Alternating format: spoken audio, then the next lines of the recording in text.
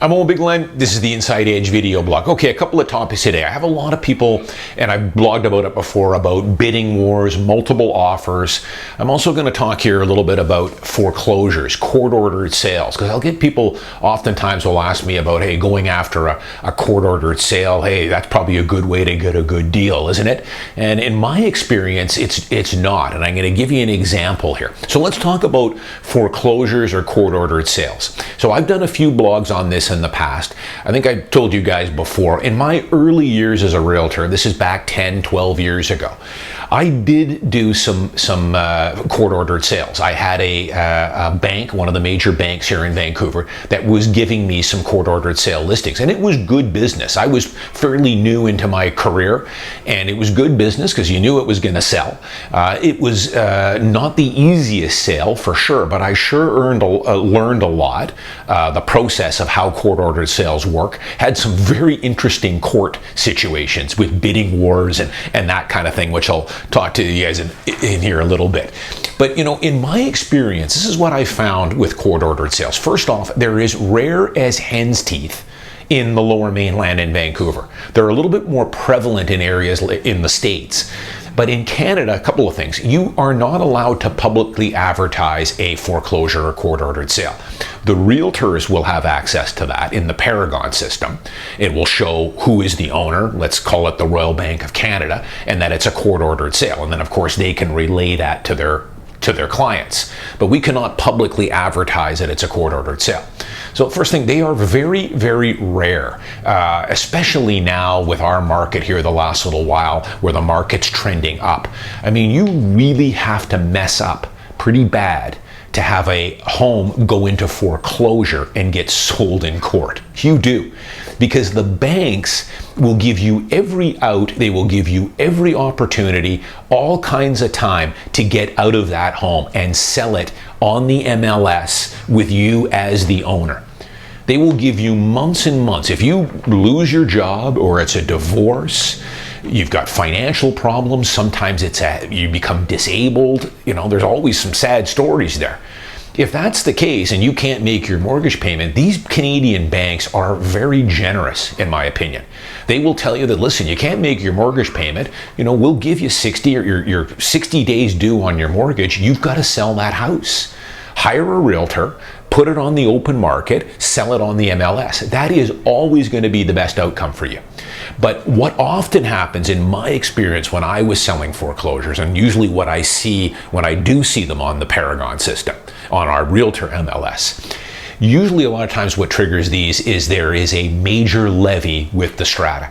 So in other words, they need a $60,000, $70,000, $80,000 rain screening job, and you get hit with an $80,000 levy. Maybe you just bought the house a year or two ago, you have very little equity built up in it. Now you're in trouble because selling that on the open market with these levies overhanging, or in some cases, they've done a depreciation report, an engineer's report, and it's saying, hey, this thing's falling apart.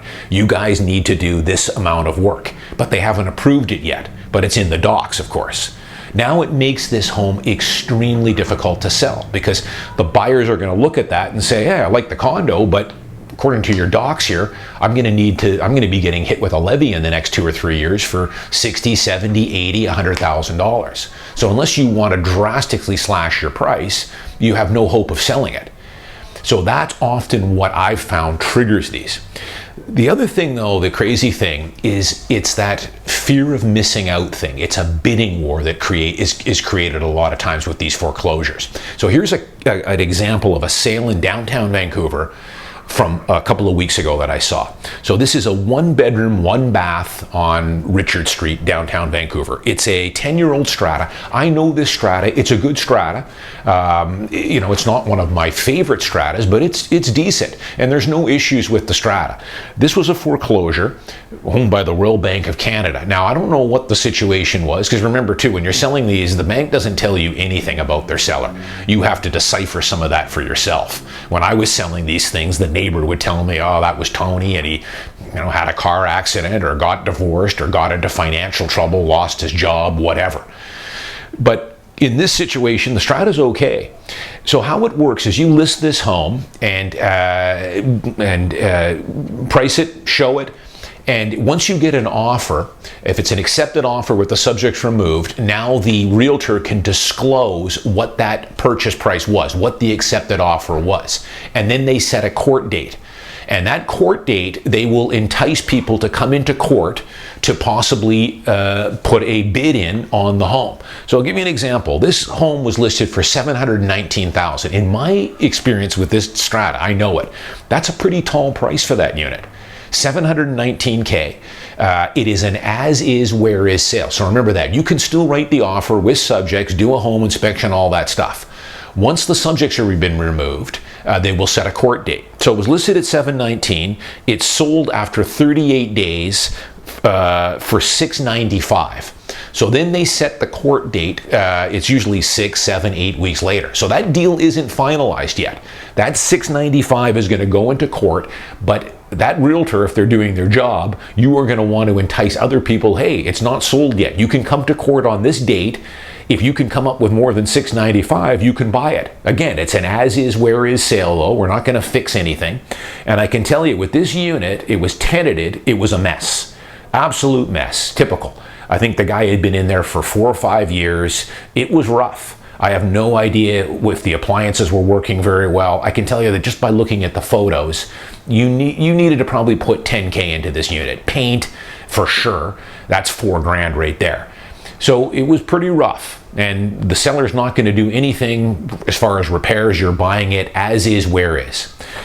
Went to court at $695. Obviously, they got into some heavy competition, which I've seen before on some of the units I've sold. Ended up selling for $751,000. And again, I think you need to put in at least 10 to 15K into this unit. Paint, patching. It looked pretty rough inside for sure. Flooring.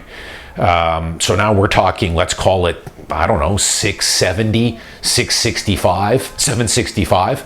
In my experience going into the history of that strata, that is full price and then some, especially when you consider it's an as-is, where-is sale. So this is what foreclosures can often do. You get into that kind of, that, what do we call it, a bidding war, auction type atmosphere, and it can push those prices up, to amounts that I just don't think are verified.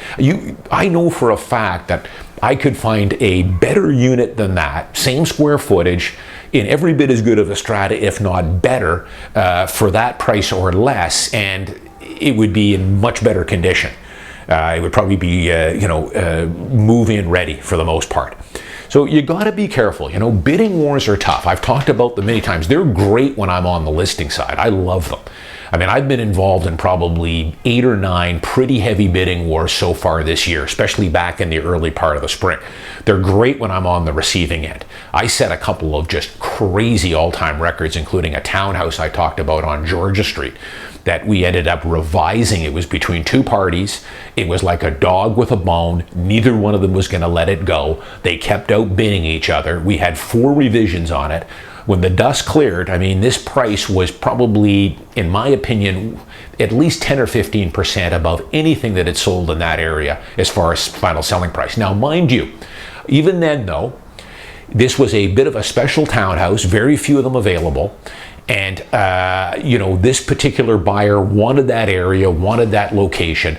From what I know from them, it's their dream home. They're going to keep it for a long period of time. They are going to do fantastic. They will.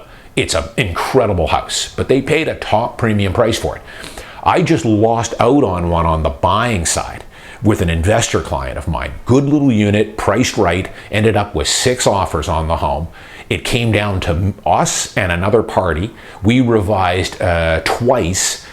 Finally, on the 3rd revision, we said enough is enough and lost out on it by $2,500, which hurts. But hey, when you're in multiple offers like that, when I'm on the buying side with my clients, I kind of educate them and teach them ahead of time. Even before we get into the bidding war, I kind of coach them a little bit on what might happen. It's our offer and 4 others. These are the scenarios that might play out. We might have to revise once or twice. But what I tell them is set a price in there that is kind of a drop dead price. You have to.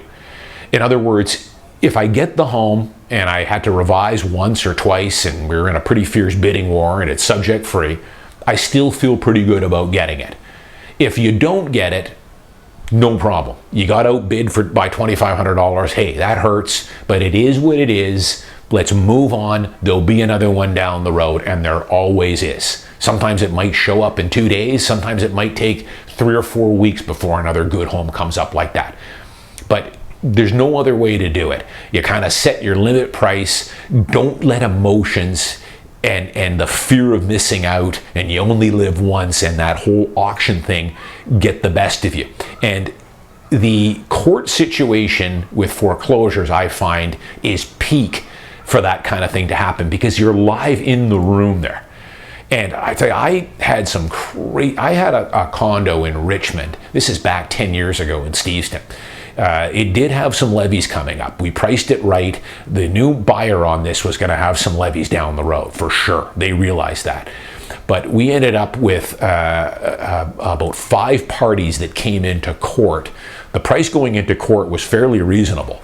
By the time the dust settled on this thing, in my opinion, it had sold well above where it should have by about $20K. But that's what these auctions and getting into court, and hey, it's a foreclosure and we're going to get a good deal on this. Sometimes it can get away on people. I'm Owen Bigland. As always, thanks for watching. I'll see you next week.